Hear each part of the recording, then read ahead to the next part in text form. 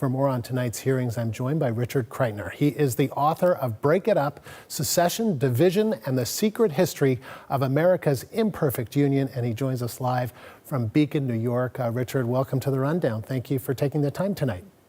Thank you very much, Andrew. I appreciate it. So after the January 6th attacks, there were many think pieces declaring that moment as the beginning of the end of American democracy. What do you make of that sentiment? I think it's a little overblown. I mean, it was a very serious day, of course, but it ignores the long roots of the profound legitimacy crisis that American democracy finds itself in. You know, we have a Supreme Court, which in the coming weeks is very likely to strike down Roe v. Wade, very likely to strike down the law in my own state, New York, restricting the ownership of handguns. You know, and this is a Supreme Court where all but one of the Republican appointed members was appointed by a president who did not win the popular vote. So you have a profound legitimacy crisis in the Supreme Court. Of course, Mitch McConnell blocked Barack Obama's nomination of Merrick Garland to the Supreme Court several years ago.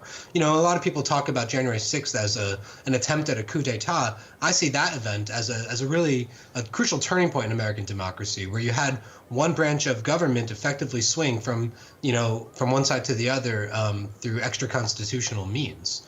So the roots of American democracy's crisis begin long before January 6th. And there are a lot of things that we have to deal with right now that have, very little to do. I mean, I want to know as well as anybody what level of coordination there was between the White House and congressional Republicans and these far-right militias that seem to have led the charge on that day. But we shouldn't be under any kind of illusions that finding the answers to those questions will by itself get us out of this crisis. Mm-hmm. And are there other more subtle attempts to subvert elections in the U.S. taking place? That's exactly right. I mean, of course, before January 6th and also after, there have been these efforts in Republican-led states to pass very restrictive voter registration laws and voting laws generally to prevent people from voting in the first place, which in my mind is just as bad as throwing out their votes once they have been tallied. And that has only sped up in the days after the attack. Of course, Brian Kemp, the governor in Georgia, who just fended off a Trump-backed challenger, is been held up as somewhat of a hero in some quarters for blocking Trump's effort to throw out Georgia's popular vote totals. But he himself, after January 6th, passed one of the most restrictive voting laws in the country, which could very well keep Georgia from swinging to the Democratic side in 2024 again. And many other states have passed similar such laws. There are also laws being considered that would explicitly allow state legislatures and or governors to throw out popular vote totals in 2024, as Trump wanted them to do, with dubious legality in 2020. So these are ways in which the Republican Party across the country and in Washington is preparing to execute what the protesters, the rioters of January 6, 2021 wanted to do in the first place, but just through more peaceful, as you say, more subtle means that are less offensive to our appetites, but would be just as effective in effectively overthrowing American democracy. All right. So, Richard, I think I should ask the question. You've inspired me to ask the question differently then. So how at risk is American democracy, generally speaking? I think profoundly so.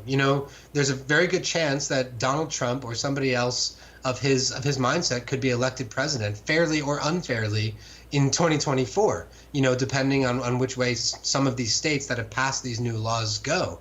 And if that's the case, I would be profoundly concerned. It might be the case that they actually do succeed in stealing the election next time, one way or another, and it will be Democrats who will be massing in the streets of Washington in 2024. So I'd be very curious to see how the committee and how Democrats generally in the coming days and weeks handle this question. The problem is not that people were irate about the election seemingly being stolen. The problem is that the election was in fact not stolen, that was a lie. But I think that, it behooves all Americans to be on guard and to, consider all options on the table for trying to save American democracy. And just quickly, do you think people are engaged, people are interested, people are going to watch, or are they distracted, interested, or concerned about other things like cost of living? Of course, they're concerned about that. I think a lot of people will watch because there's been a lot of press about this. They hired a Hollywood producer, more or less, to make this an appealing viewing sensation. I saw in the Guardian, I believe they reported that there's going to be a big gathering in Washington where they're going to give out free Ben & Jerry's ice cream for viewers of the hearing. So I'm sure it will be a sensational event, and we'll be talking about it for all of 48 hours. I think that after that, we'll probably move on to other things, and I'm very doubtful that it will have any impact on saving the republic or even, saving the Democratic majorities in Congress, which frankly I think is a kind of unspoken purpose behind these hearings, these sensational, televised events. And I'm very doubtful that it's going to have the impact that, say, the obvious historical antecedent, the Watergate hearings of 1973 had, which was a totally different context. I mean, the Nixon administration was still in the White House.